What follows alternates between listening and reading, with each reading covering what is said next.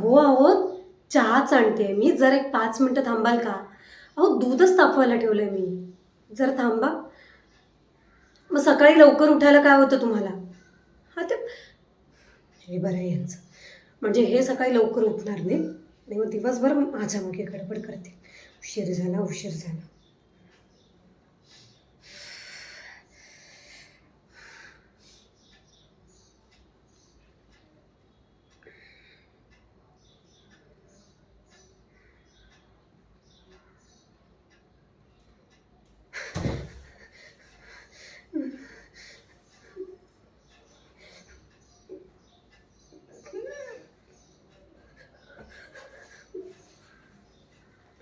अहो, अहो,